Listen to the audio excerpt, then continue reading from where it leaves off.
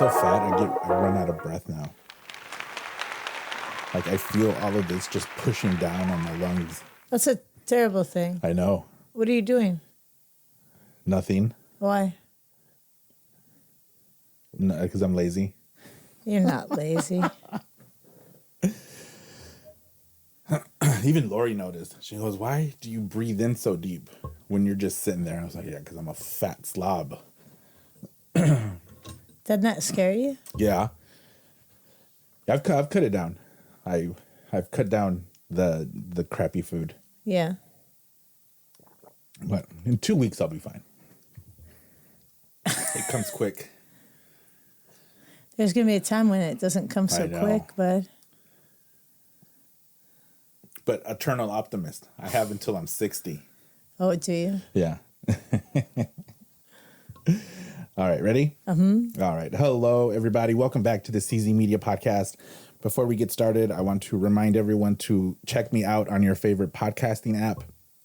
I'm not on all of them, but I'm on most of them. And then the YouTube channel. I've been posting little shorts on the YouTube channel.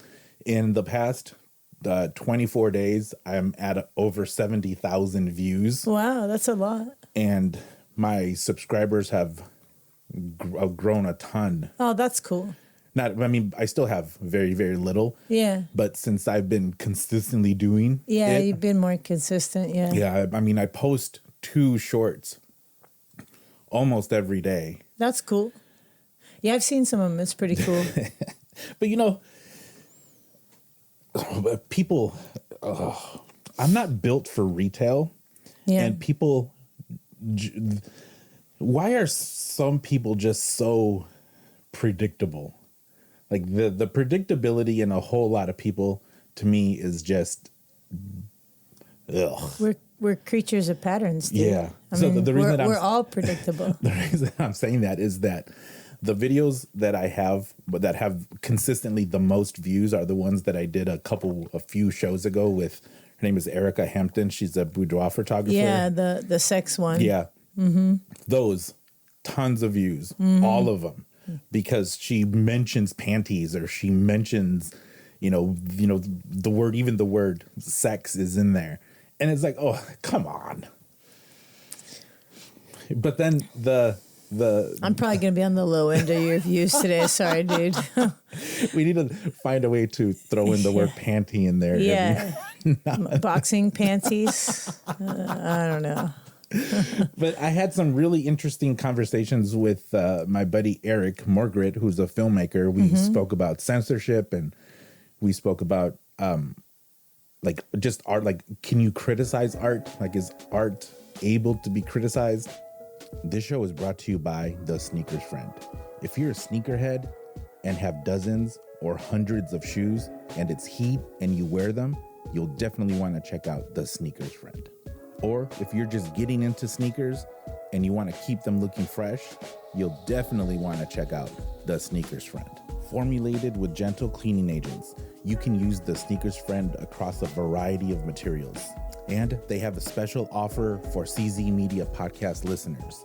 Go to the website, thesneakersfriend.com, purchase your cleaning kit, and enter in code CZMP15, and you'll get 15% off your order. So go to their website, thesneakersfriend.com, order your kit, type in code CZMP15, and you'll get 15% off. So again, sneakerheads, not so much sneakerheads, check out The Sneakers Friend. And then some people complain that there isn't enough context in these little shorts that I post, but the shorts are to draw interest. Yeah, they're like clickbait, right? Yeah, they're clickbait. Yeah, I get it. Anyone wanting context, don't ask. Just listen to the show. Yes. And plus, I won't engage, so you can say whatever you want. But today I have Coach Tricia. Coach, nice to see you, Tricia. Good to see you. Thank you so much for carving time in your extremely busy schedule, man. It's been stupid lately. I don't know. Traveling and doing. I sent you a message a couple of weeks ago, and it's like, when do you have time for me? And what did you say, like June 30th? I said I don't have a weekend off until June. Like, until after June. Yeah, I don't have a weekend off until after June. 16th or something like that. I'm going to be in Lubbock, Texas, the 2nd through the 11th. Deep in the heart of Texas. Yeah. Woo. You know what? Hold on. I didn't do that beforehand to sync the audio. Oh. Yeah, so I think I replied Jesus. But then you were... Yes, you did. You did reply Jesus. And then I was like, wait, I could probably make a little bit of April 30th work. So it was like I had a shorter day today. So perfect. Well, thank you so much. I know that my pleasure. You have a ton going on. But so the latest thing is the fights that happened a few weeks ago at Green River. Yeah. You were the coach and corner for Greg the Chicano Cobra Cruz. Yes. Great fight. Oh, brilliant. Super good fight. Oh, he was brilliant. Tell me about it. Tell me how did camp go? How did training go? Camp went really well. I've had Greg since 2015, so I don't know, 8 years strong now. And a little small hiatus in there for a little bit. He was gone for a bit. I've had him for 42, well, I guess a little less than 42 fights. He had a few fights. He came from Hawaii when he came to Seattle. And he had like 7 amateur fights, maybe 8. And we worked together. I got him to 35 amateur fights. He won Golden Gloves a couple of times. He got royally jobbed at regional Golden Gloves. Definitely won. Everybody knew he won. It was one of those situations. And then the next day we flew to nationals. And he didn't quite recover from that rip-off. And so at nationals he didn't perform well. And it was really hard on him. But we got great experience. And then... I've had him for all his professional fights. I think he is now 5-2, though he's really 6-1 in my book. And you take him to Mexico. You take him everywhere. Yeah. During COVID, we couldn't get any fights, so we knew we were going to be an opponent. So we went to Arizona and had him fight at 135. That's not even his weight class, but we said forget it. That's higher than way higher. Yeah, he fights at 126. He's 5'10" at 126. It's a great weight class for him. But we said, what the heck? We got an opportunity. It was a decent amount of money. We knew we'd be an opponent, and just had to get him going again because he had been gone from me for a little while. And it gave him great confidence. He did great. He won over so many fans. And I don't know if you've been in Arizona, but the absolute best fight fans. I believe They're it. so smart. They're so intelligent. It's a pleasure to fight in front of a crowd like that compared to a drunk crowd that doesn't know what they're watching. But it was awesome. Right. It was incredible. Yeah, they look at it in a really analytical way. Yeah, and some people thought he won that fight. My buddy Molly, I always rely on her, or my partner Jen, I always rely on them for the truth serum. Molly said, I think he lost that fight, but it was really close. And she said, it'd been okay if he got a draw, but, it was close. And I said, okay, that's cool. And we knew we weren't going to win that one in Arizona anyway, but it was just the experience of it and letting him know, like, hey, man, you're a 126-pounder that can hang in there with 135-pounders. It's a big deal. Right. Like, you're good. That mentality of what you just said, of knowing that you're an opponent. So for people who don't know a whole ton about boxing, and when you're offered a fight and you're offered the opponent or you're an opponent, that means that you're expected to not win. Yeah. Yeah, you're going to have to do something drastic that the judges can't do anything about. They can't go to the judges. That's right. So that means that they're favoring the hometown guy or whatever the promoter has a moneyed invested interest in the fighter from the hometown, and they aren't going to risk their money. Yeah. Which is stupid. If a person loses, it shouldn't matter, but for some reason that's sort of locked in right now in boxing. Yeah, you can't have losses. I think it's starting to change, though, given that Ryan Garcia Tank Davis fight. I think it's really starting to change. Like, people are starting to see you could still be of value even if you lose. I mean, there's a certain kind of loss that you can't have, and like if you can't get through, you're not going to go to the next level. But I wonder if a little bit of that is the thinking, the MMA thinking. Seeping into boxing. It might be. I hope so. And just fans demanding more fights and good quality fights. And if you're only fighting fights you can win, you're not going to get a good fan base. Yeah. Well, I mean, that's the Floyd effect, right? Where 50-0, but the first 30 of them are. Well, I don't know about that. He beat Diego Corrales at 130 pounds. in the beginning of his career. I mean, that was a tremendous fight, and he shellacked him. I mean, he fought good fights. Yeah, he was about beginning, middle of his, maybe middle of his career, the first part of his career. Okay. Corrales, yeah, no, Floyd fought good people, but yeah, he didn't get. I mean, I think he gets a lot of criticism. He fought a lot of good fights, and honestly, Canelo was young and up and coming when Floyd was on his downhill decline. Right. So, I mean, he beat him handily. He did. He made him look stupid, amateur. Yeah, it was beautiful. So, and that's a declining Floyd, declining Floyd, whatever that is. There's no decline in that guy. Although he's still got like another 10, 15 fights after that, I think. Yeah, it's amazing. The CZ Media Podcast is brought to you by Rancho Bravo Tacos. With 2 convenient locations, Capitol Hill and Wallingford, it's super easy for you to get some delicious Mexican food. Tacos, burritos, tostadas, whatever you like. I prefer the birria tacos. They're delicious. I dip them in a consomme. Ugh, love it every single time. The Capitol Hill location has a convenient drive-thru, or you can pick up your order and enjoy the patio. Rancho Bravo Tacos also offers catering. If you have an event coming up and you're in charge of catering, go to the website, ranchobravotacos.com, fill out the catering form. You'll get it all sorted out. They'll get it all worked out, and your event will be a hit. You will be the hit of your event if you get catering from Rancho Bravo Tacos. So don't forget, Capitol Hill, Wallingford, the website, ranchobravotacos.com, catering, patio, drive-through, perfect, convenient, delicious. Yeah. And then now he's getting millions to do exhibitions in Japan. So crazy to me. But yeah, I think... if you're an opponent, it sucks, but sometimes you just have to take it as long as you know that I knew Greg could handle himself. Yeah. Like, he's a tremendous fighter, and he'd struggle with confidence a little bit, but that helped him a bit. And then we went down to Tijuana just because I didn't want to take more opponent fights. Yeah. We had lots of offers, but they were all not smart fights to take. So I just paid money for him to go to Tijuana, and you don't pay for the win, you just pay for the opponent's purse. And then these guys are hard. They're awkward. You're gonna probably win because they're just guys and they're making a living, but they know when to duck their head and they can hurt your hands, and they know when to do all these crazy things. So it was a great experience for him to go down there. So is it? I mean, it's the comparison is what Greg Haugen said when he fought Julio Cesar Chavez, that he fought mostly cab drivers. Is that who, down there, is that who fights? Are these serious guys that really want to go at it, or no, weekend warriors? They're not weekend warriors. They're guys, this is how they're making a living, man. I mean, this is, we pay a purse, and I don't know how much the promoter keeps, and I don't know how much the promoter gives the fighter, but, that's money that goes a long way in Mexico. Yeah. And so they're fighting out of necessity. A lot of these guys are older even. And then some of the guys are guys that are going to be up and coming, and they're going to make it out of Mexico into some big fight. But no, they're not.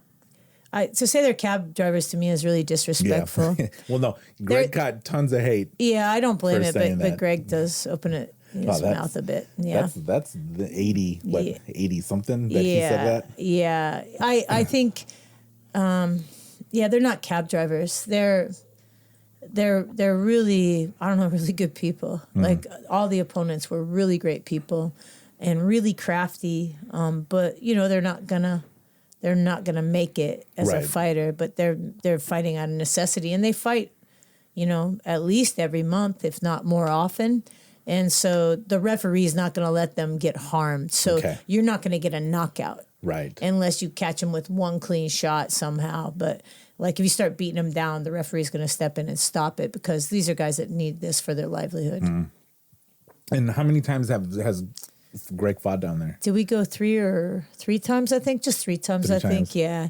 And then we got this fight. I was trying to not go again. It's a lot of money. We have to fly to San Diego. You have to pay for the purse. It's a lot. The promoter Hibaro, who was a champion himself, they're awesome, and his wife Hilda, who runs a lot of the operation, they're incredible people, and it was worth it to go see them.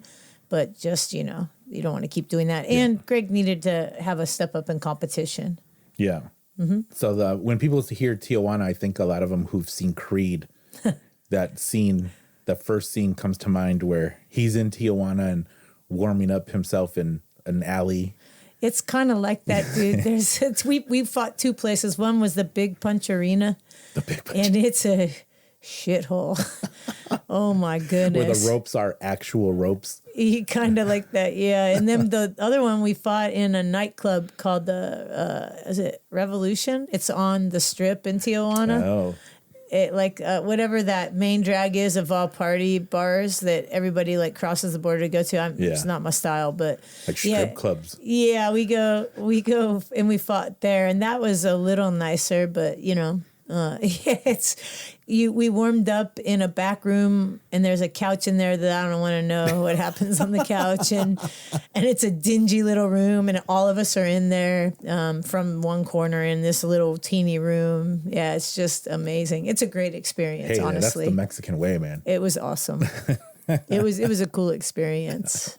So for this fight, Machina Productions, their first, and I had Jose Cervantes in here a couple weeks ago. Yeah, Greg was just actually listening to that podcast today. And I invited Greg too. Oh yeah. And so Greg, send me a message. I'm ready. We can talk. I'll make sure he gets here. Yeah, to have him in here. Yeah. And he was talking about Ray doing, being a great guy to work with, and really happy with how everything went. What was your experience with I didn't deal with Ray at all.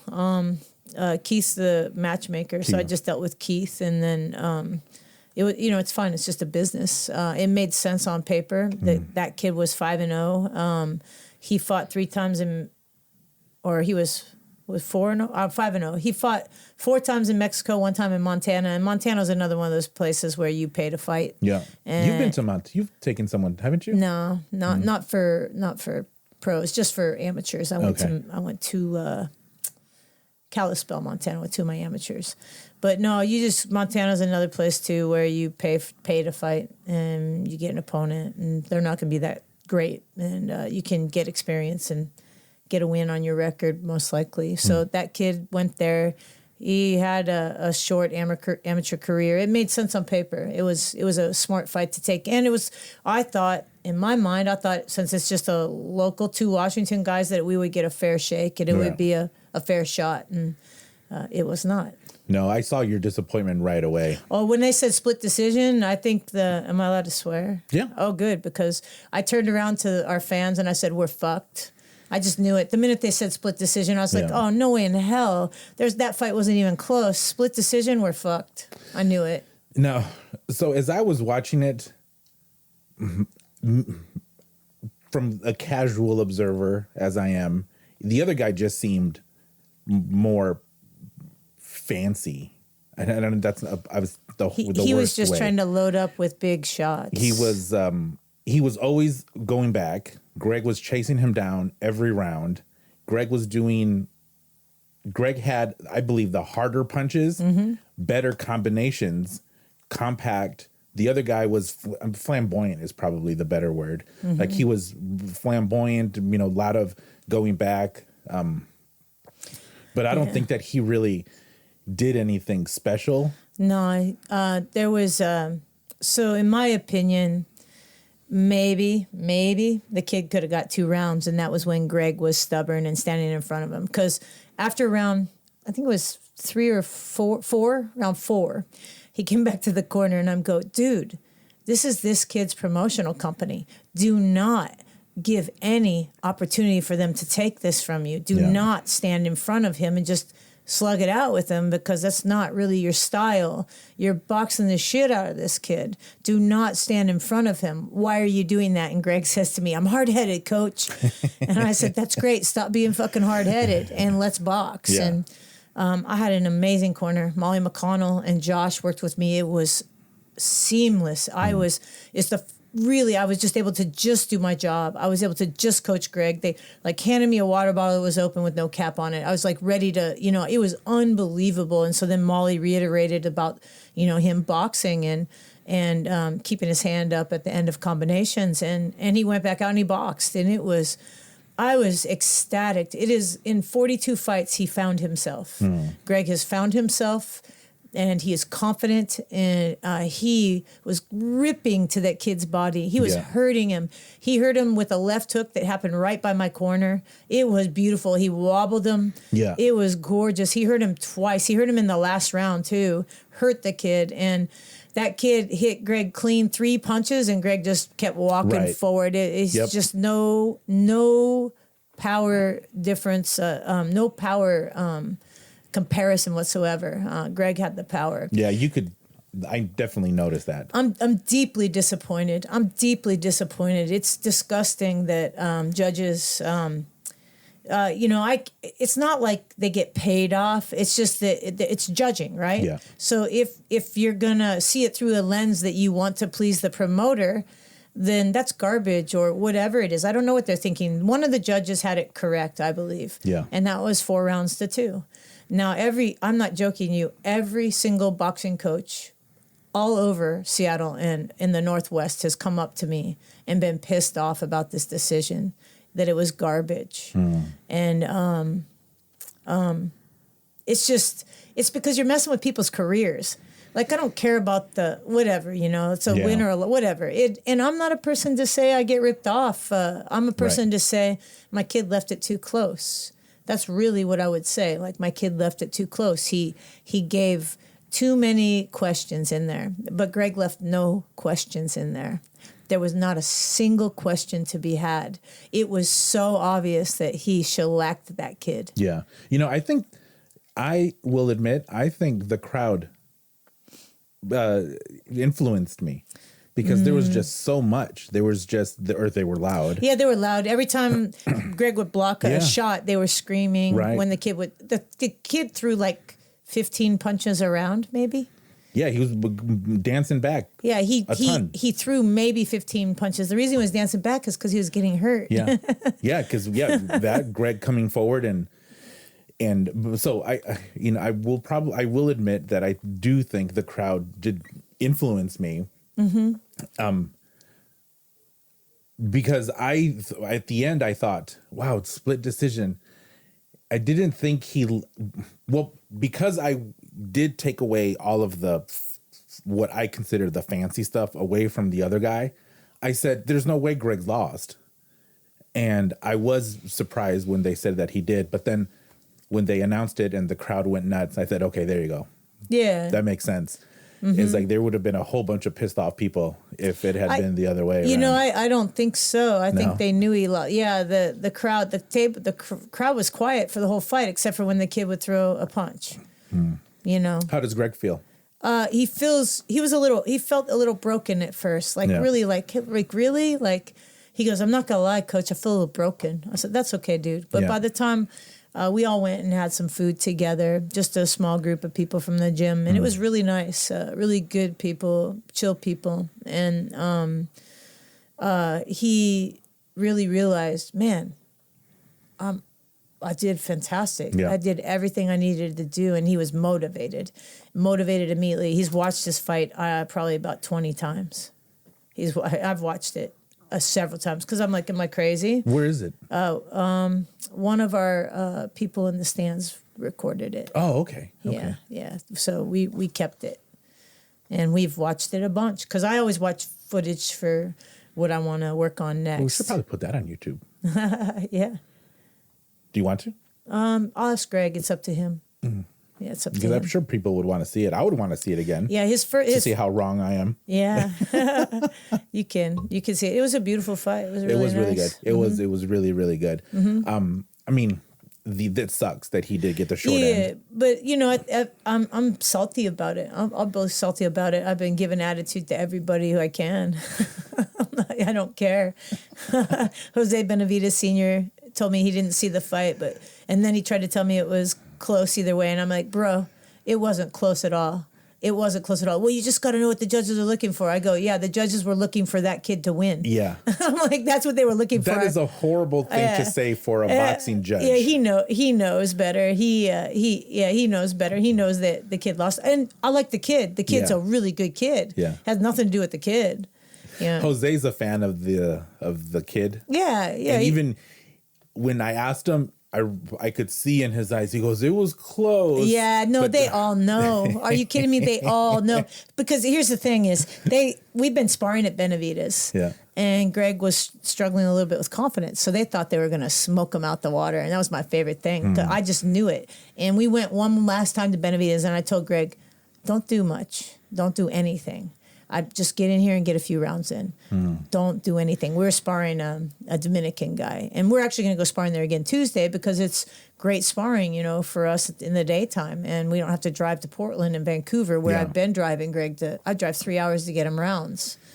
And so Malverde from Fisticuffs and Lorenzo Caldera from Molly McConnell's gym will go down there, drive 3 hours and get sparring. And so I'm like, this is a dream to have good sparring. Yeah. I mean, there's lots of good guys around, but it's just really consistent sparring on a Tuesday. Yeah. Why does he just draw? I mean, that's a big name. Does he just draw those people? Like, do they drive a ton too far to go to Des Moines? The dudes he's sparring with? Do you think? No, the dudes he's sparring with are from Benavides gym. Yeah. So but are those guys from here, or do they? Well, some have come all over because I mean, who wouldn't want to be associated with Benavides if if you're an aspiring boxer and you're around, like they've got Benavides, they've got Rayo, they've got the Pacheco brothers. Yeah. I mean, that's some great talent and great sparring. So yeah, for sure. It makes sense that we can get. There's a little bit more density there, and some good work for Greg's level. So that's nice. No, that's awesome. That's great. I enjoyed the whole show. It was a great show. I think it was very really well good. done. It was matchmaking was good. Mm-hmm. I'm gonna complain because of course. No alcohol. No alcohol. Have you been to the Emerald Queen? Not the new one. Oh, dude, it is fantastic. Is it? Oh my gosh, yeah. Whit Hayden is the promoter there now, and Whit, he was. I only know him through Sam DeTusa, who was my manager when I fought, and so I went to the fights the week. It was the week before the one at the college. Honestly, dude. Fantastic. Is it in the same? Is it on the boat? It's redone. It's in the new casino. They've redone everything. It is so fancy. They have a bunch of camera angles from the top, from every angle. It is such a nice arena. It is amazing. So it's not in the same place. No, it is so different and so new. It's incredible. No. Dude, it is. You've got to check it out. Okay. It is a great place to see a show. It is great. Do you know if it's going to be a regular? Yeah, I think their next show is going to be in August. Okay. What happened to Hallquist? He's still there. He works for Emerald Queen. He just shut down his promotions, and I don't know why, but he shut down his promotional company, and he works for the Emerald Queen still. And then I forget what Whit's promotional company name is, but he's running it now. He works for PBC. Oh, okay. Yeah, so he has a connection to PBC. Because his website primarily has MMA stuff on there. Oh yeah, I'm not sure. Yeah, I'm not real. I hate the boxing business. I love boxing. Just box. Yeah, I don't. Yeah. I hear you. Yeah. No, I'll have to go check out the Emerald Queen. It's a great place to see a show. It's an incredible arena, and I guess like they have all their concerts there now too, and it's really a great place to see a show. Yeah. So I wish there had been beer. There's plenty of people who were drinking before they came to the show. I believe it. If I had tried hard enough, I could have done some pre-funking in the parking lot with someone.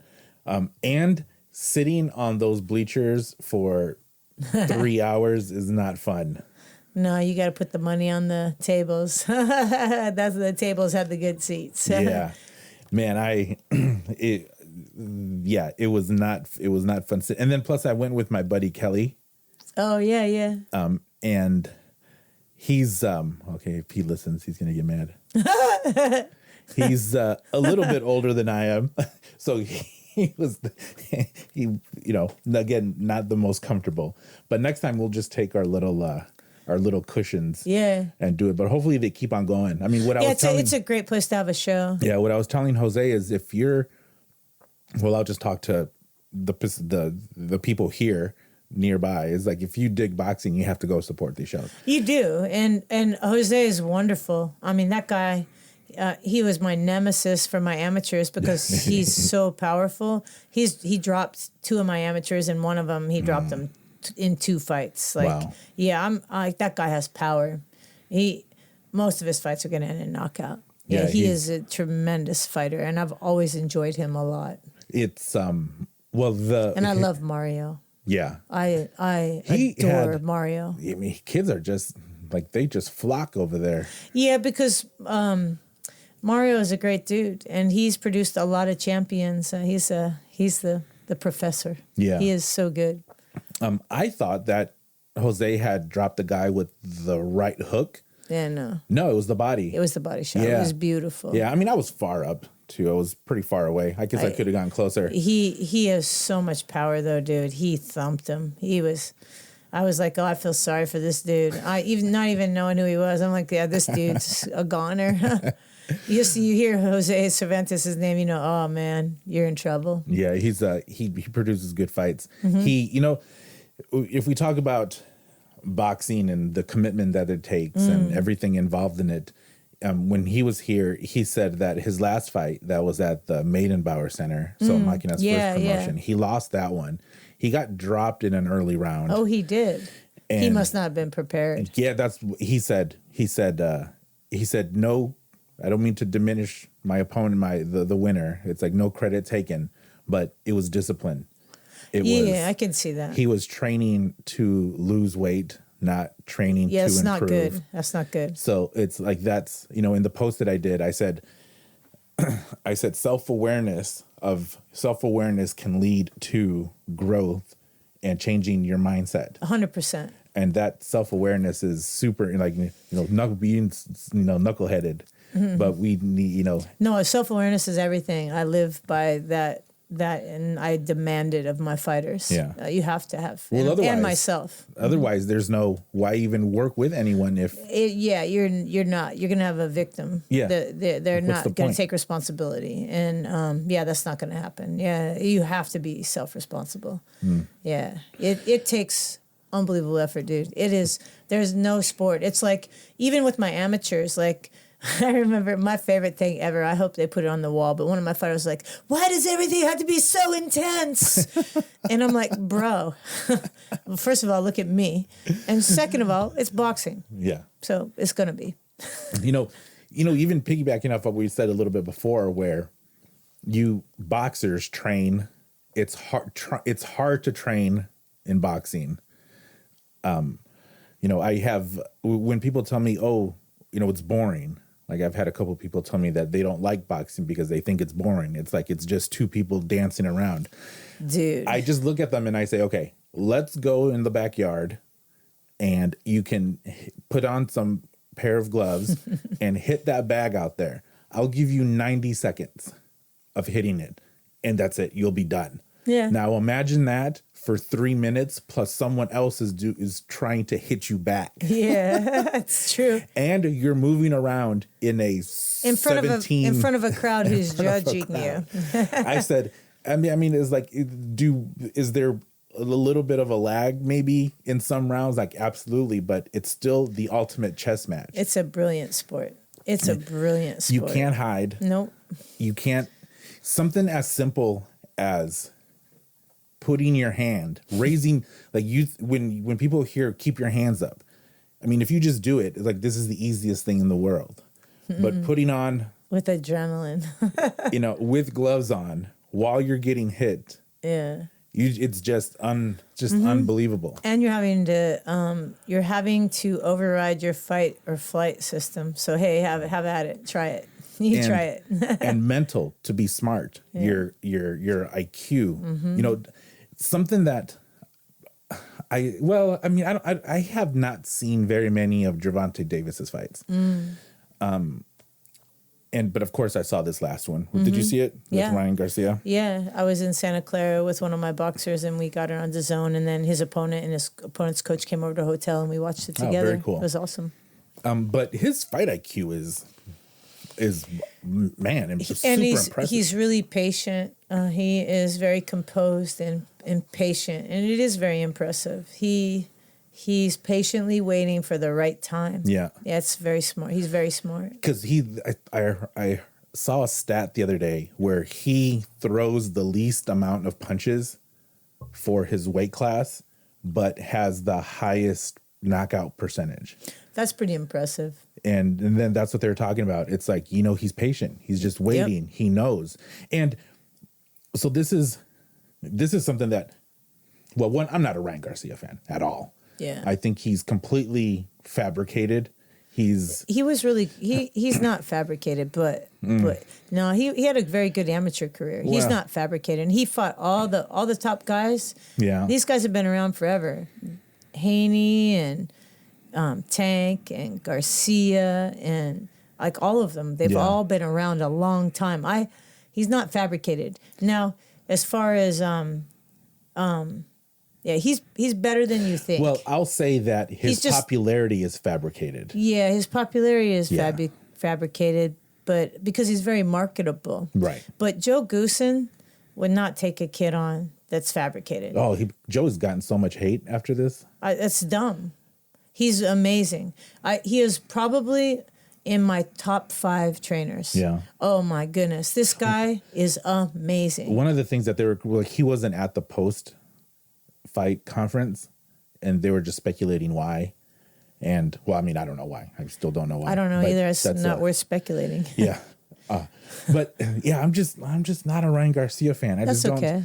And it's what stuck out to me is that when Gervonta knocked out Santa Cruz, who is teeny? He's little, super little. Yeah. And I mean, nowhere close to Gervonta power. No, and not anywhere close to even that weight class, No. really. And I mean, Leo is known for throwing tons and tons of punches. And Leo's amazing. He's really and good. His knockout that does not discredit how amazing Leo Santa Cruz is. Amazing. Yeah, but in it, Tank goes. This guy threw 3 punches. He threw the same punch 3 times at me. Yeah.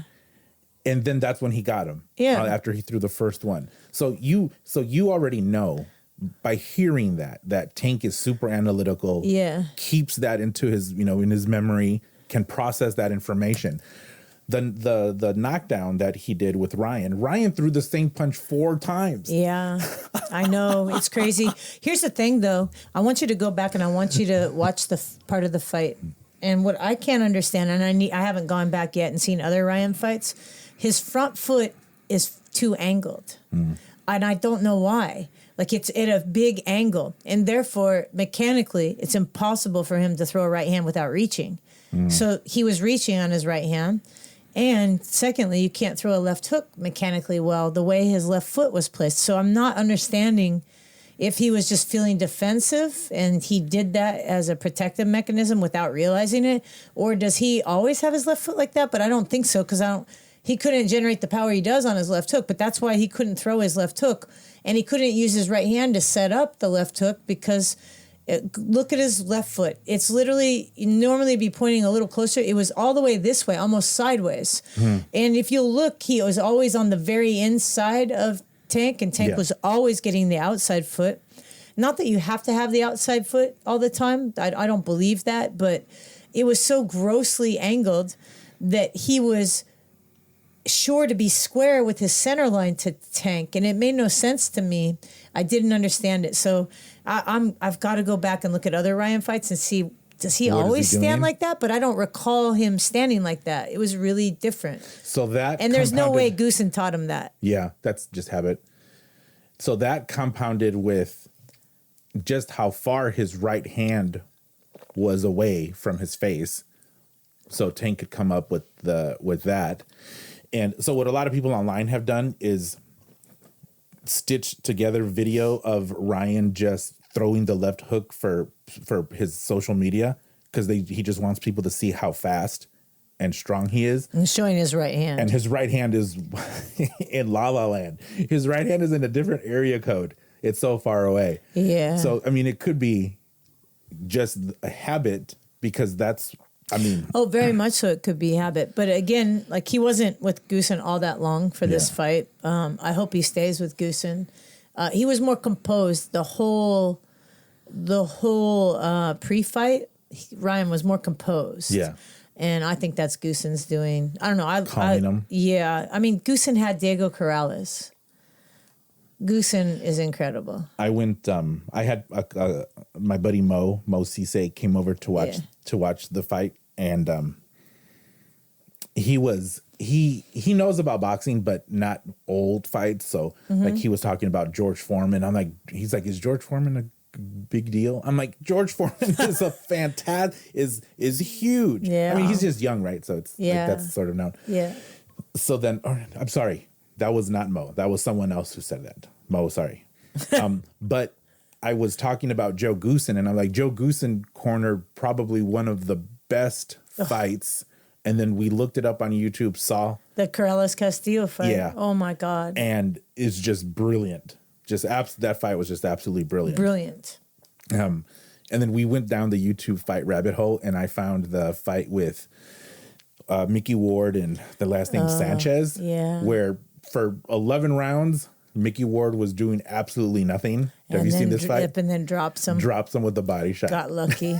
And that's what's so funny is the announcers for that fight were so shocked. Yeah. They were so shocked that he had actually done something. Yeah, Mickey takes so much punishment. Ooh, those were, man. Then, well, you know how I can get after a few drinks and on YouTube. Yeah, you're on YouTube. I was like, let's watch the Gotti War fights. It's like there's 3 of them and they're all spectacular. All of them. They're all brilliant. Yeah.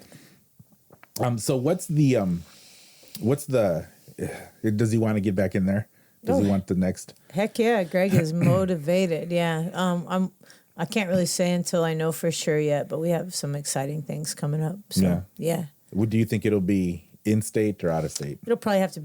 It's a good question. I can't say yet. Good question. But we're in training camp. I'm actually having to take him to Lubbock, Texas with me so I can train him while I have the amateurs. Yes. So let's do this. Tricia, what is the day in the life of boxing gym owner / trainer / good Samaritan? I get up most mornings between 5:30 to 6, and I weigh myself every day. I make breakfast, take my dogs out, feed my dogs. I usually head to the gym, and I usually have clients right away. I work all day long with clients, and in between, I train Greg about 10:30 in the morning.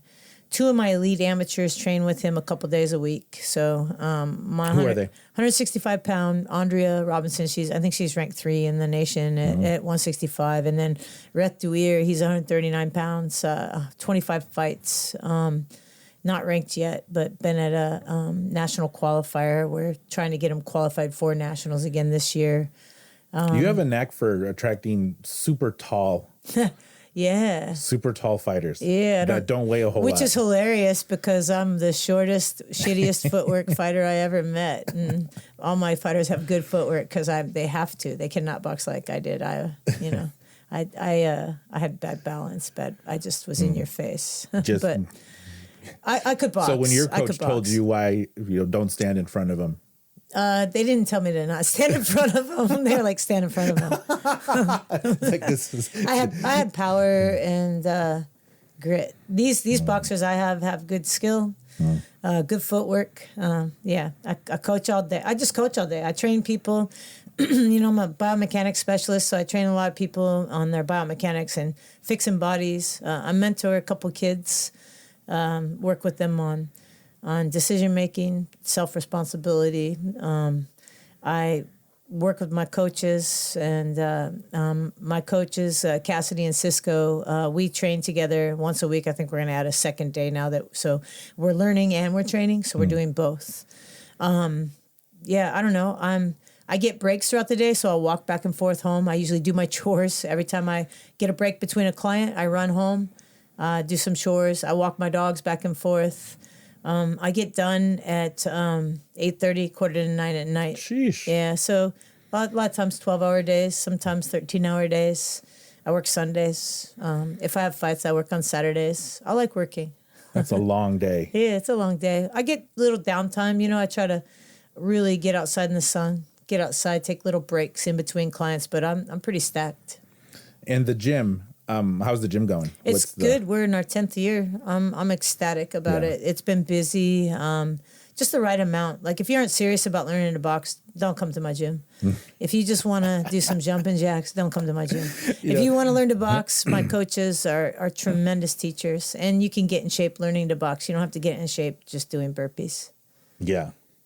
I had a dumb question to ask you. Yeah. So I've been going to LA Fitness. It's close by. Oh yeah, a lot of people go there. And I've been going there. And the other day, I was on a machine, just doing a machine chest press. Yeah, just don't talk to me about that. I know that nonsense. I knew that. Yeah, I was going to get this reaction from you. But I turned to increase the weight, and so I'm facing this way. I turned to the back to face to change the weight, and right in back of this machine there is the glute machine, where you lay on your stomach and then it's a hamstring. Sorry, it's the hamstring. Oh yeah. So I turn, and what do I see? I see this chick wearing the pretty much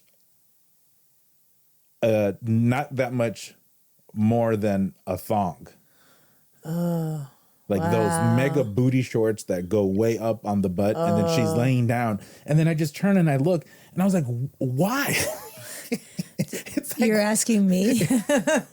Well, I'm asking you. I said that Is to this myself. rhetorical? I was like, what is the point of this? It's like, am I the creep now because I just happen to have seen this when I'm out open and in the gym? Only if there's video, Carlos. Only if there's video of it. Well, I mean, with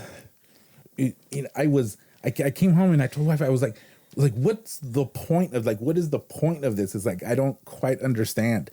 But my question was going to be is if there's a member at your gym who's in there and videoing herself in very... Do you really think that there's going to be a person in my gym doing that? No. I mean, really? No, that's why I said it's a dumb question. Yeah, it's a dumb question. Okay, usually there aren't dumb questions. That's a dumb question. Well, the point is to know that it's to super highlight that you have a serious gym. Yeah, it's a serious gym. We have a lot of fun, but it's serious. We take pride in boxing skills, and my coaches are very good coaches. I mean, they're very good coaches. Yeah. It's people who want to train, want to get better. Yeah. Even the conversation before class and after class is boxing related. Yes, it really is. As I've gone to other gyms, I've in going to other gyms, the conversation rarely isn't boxing related before and after. It usually tends off into, what are you doing? Like clubs. Yeah, no, we're very serious about community. We're serious about mutual aid. We're serious about boxing. I just really think that it's what you need. You need people that are serious. This world can be a garbage place. And if you don't have good people around you, it's more difficult. So I'm trying to enjoy my time on the planet, and I'm trying to make a impact that matters, and then kick off and be happy. And then throw punches in the meantime. Yeah, thank goodness. Hurt people. Okay, maybe you don't set out to hurt people, but hurt people in the ring, not outside of the ring. Yeah, hurt people in the ring. Yeah, it's tempting, but yeah, no, keep it in the ring. Let's see. What's the next big fight coming up? Katie Taylor is fighting in not Amanda Serrano now. I think that one's off, and she's fighting somebody else. But I don't think it's an easy fight. It's in Ireland. It was supposed to be in Ireland, Serrano and her, unless that got changed. I can't remember what happened. I did go to the Katie Taylor Serrano fight. Man, people need to see that one, dude. It was so fun. It was insanity between the Puerto Ricans and the Irish in the crowd. It was so much fun. And it was just really cool as a female athlete, just getting to see people treat it normal. Yeah. Because I get tired of being asked do I coach men too, or all those other dumbass questions that come out there just because I'm a chick. It was so great just to see two people fight it out and have an entire two nations behind them. It was incredible. Who was the loudest?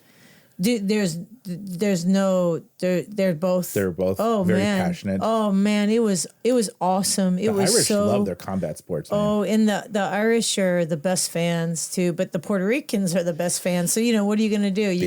You have the best fans in there. It was incredible. It was electric. It was electric. I need to go back and watch that fight. Yeah, it's a lot of fun. Jen and I went with Molly and her wife. It was great. I saw.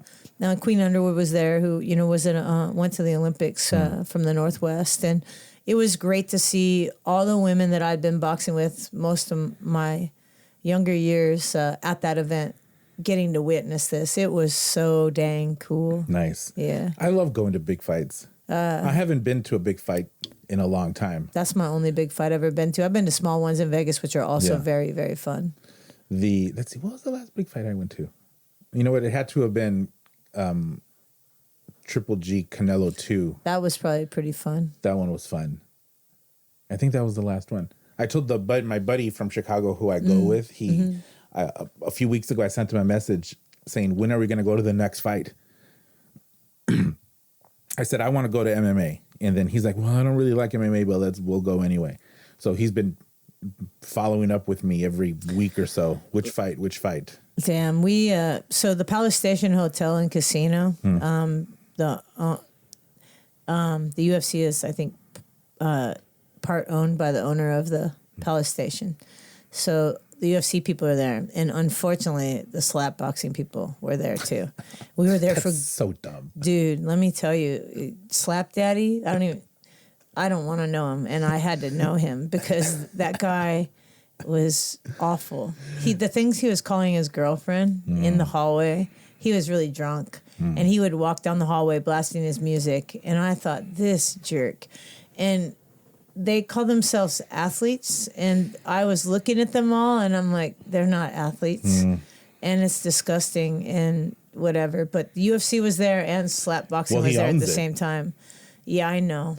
He anything for a buck, man. And what a dumbass sport. I would rather see arm wrestling. Amen to that, man. I'd rather see pinky wrestling. They have a women version of that, The slap, yeah. I know. I saw those women too. I was just like, man, what are we coming to? You're going to be super disgusted at capitalism. This. But there's also a Russian slap organization, and their women, they slap their butt cheeks in super short shorts too. That's what they do. Wow. But they really sign me up. They're these huge, red welts on their butt. That's just to get a concussion by getting slapped. No, I'm good. It's so dumb. It is. I don't get it. But nah. I'm not into it. Whatever. Sports Center 8. It shows the most ridiculous things. I don't even know if it's a thing anyway, but there's you name it, there's a competitive league for it. Drone racing, cornhole. Really? Oh yeah. And there's big money in cornhole. Damn, I've picked the wrong sport. Esports. Yeah. I don't know how esports people call themselves that. I don't know. Athletes. I don't know either. I just know that I'm sticking in my lane. I love boxing so very much. It's just it's I'm a purist. Yeah. I like I don't even watch basketball. I'm not big in the NBA anymore. Football a little bit more. I got to go, my buddy invited me to go to the last XFL Sea Dragons game. Was it pretty fun? Yeah. We got to go onto the field. It was the last game of the season. Oh, that's cool. We saw them warm up. This is something funny. We were watching them warm up, and the first half of we were on the field for about an hour, and for the first 30 minutes, the dudes who were warming up, I don't know anything about football positions, but they were all, I mean, obviously they're in great shape, so, cut, but they were all relatively my size, a few inches taller. Yeah, they're big dudes. But, just general, I didn't look at anyone and say, is this as big as they get? Not all of them could make it to the NFL, right? Yeah. So then I'm watching them, and then like 30 minutes later, the big dudes came. And then I thought, okay, these are the big dudes. And the dudes who are, 6'5" and weigh 275, like Dang. those guys. And I'm they like, move. holy cow. It's to see a man that big, running, because they were doing like running, doing their drills. To see someone that big running at you at full speed, that's scary. Yeah, really scary. I prefer rugby. I like going to the rugby games. They play just over here, right? Mm-hmm. Yeah, they play Starfire Stadium, and it's really fun. I went out one time. We were invited because those of us that played in the World Cup were honored on the field, and me and my teammates that went to the World Cup in '98, we got to go on the field and get honored, and that was cool. It's really a good vibe. It's great for all the kids playing rugby to see pro rugby like that. And again, I was born in a time frame when all the things I was doing, it was just like, I went into debt playing for my country. And now to see them getting paid, it's really cool to see. Hey, pioneer, man. It's cool to see. I'm really happy about it. It's exciting. Yeah, we've been talking about going to see. Is that season, was it going on? That's a good question. I'm out of the loop, but you have to check. We should go, yeah. It's so fun. They've been promoting it. We've seen a few commercials. It's of it. really cool, and they're good, and they've won a couple of the championships already. Since starting the league, they're doing a nice job. It's super cool. Yeah, I really enjoy it. Yeah, we should look. I should go to a game. They're great. Right. It's fun. Well, tell us where the gym is and how to find you and all of that good stuff. Arcaro Boxing is in the Central District. It's on 12th and Jefferson. We're right by Taste of the Caribbean, some of the absolute best Jamaican food you could get anywhere. Great. It's incredible. And you can catch me at www.arcaroboxing.com, or you can catch me on Instagram, Arcaro Boxing, Twitter, Facebook, whatever's your pleasure there. Catch me there. Catch all the coaches there. We're pretty active on social media. Working on setting up a nonprofit. Going to name it after my grandma, Clara M. Carlucci. Oh, that's a great name. Yep, I love it. And a little side note, I kind of understand where my work ethic comes from because my great-grandparents were tenant farmers in southern Italy. So, yeah. Going to honor the family with that, so you can start looking out for that. And beautiful. Just catch us there. Excellent. Well, yep, definitely check them all out. And then don't forget to follow us on your favorite podcasting app or on YouTube. You gave me a bunch of good clips. I hope so. I'm going to be busy. It's not going to get that many views. Do I need to say boxing panties? Boxing panties. Like 5 times boxing panties, boxing panties, boxing panties. That'll be your clip. That's going to be the first clip. Yeah, that's right. I got you. Thank you. I do want for this to be a little bit more boxing. Like, so I've been asking. I asked. Who did I ask? Well, anyway, I'm asking way more boxing people. Awesome. I'm looking forward to it. Yeah, it's cool. There's a lot of good boxing in the Northwest, more than people realize. Victor Morales just won his fight on Golden Boy Promotions, and he's from Oregon, and he was actually a sparring partner for Jen when he was 14. Oh, wow. That guy, he put a shellacking on her then. What was this fight on? What was it on? I can't even remember now. It was every fight runs into the other, but it was a Golden Boy Promotion. He just fought last night.